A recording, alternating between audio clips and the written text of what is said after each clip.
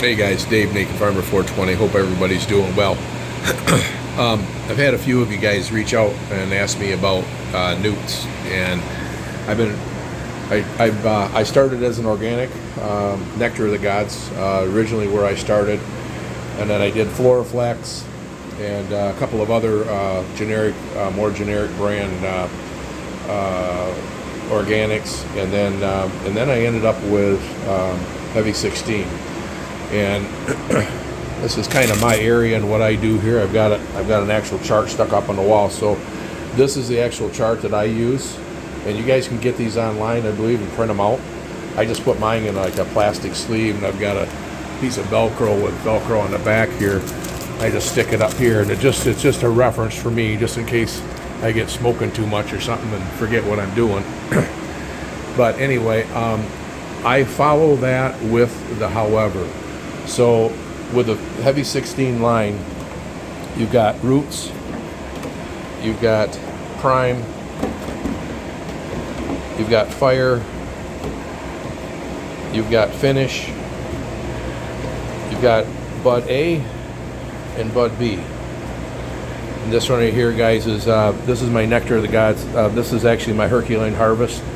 So during flower especially, I hit the bone meal real hard, and if you guys want a little trick on densening those buds up,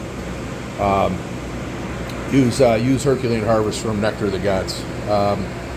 You want to start out at 30 mil per gallon, and then work your way all the way up to 90 mil per gallon right through week 7 of flower. So anyway, so back to the Heavy 16. So that feed chart I follow when it comes to the Roots, the Prime, the Fire, and the Flush.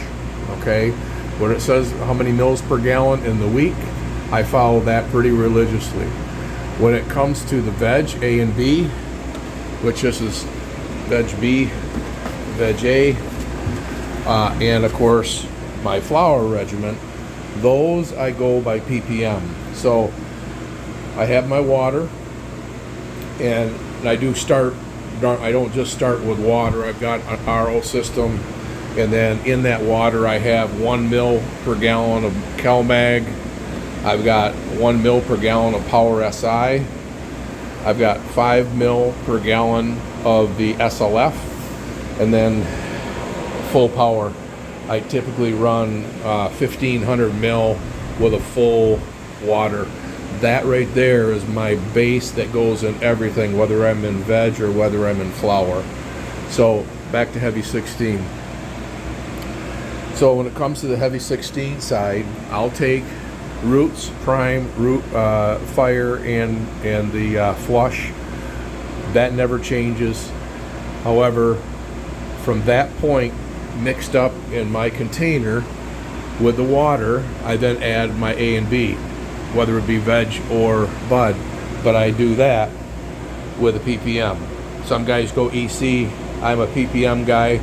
I try and stay between 3,800 and 4,500 ppm fed to the girls per week, and that's what I adjust it with. So when they ask me about following the chart when it comes to flower or veg, I don't, because some of these will say 14 mil per gallon in week 3, for instance. Well, I might be 20 mil per gallon based on my ppm and how I'm feeding them. So that part, A and B, both veg and flower, are the only things that I work off of my ppm, and the base nutrients never change. And then of course, don't forget to do microbes. So I use Mammoth B, and then of course Recharge on the microbe side. So I hope that helps. Feel free to reach out, guys. I have no problem sharing what I do, right or wrong or indifferent. I learn a lot from you guys, and maybe you learn from me. Oh, I had one of you guys ask me too about what this is. These are banana peels. We go through a lot of bananas. I throw the bananas in, let them soak for a couple days, and then pour the juice off and potassium off while the girls are in flower. And it's just a little something that I do to help them along. And then lastly, on the Heavy 16, I just realized too, is foiler. You definitely want to have the foiler.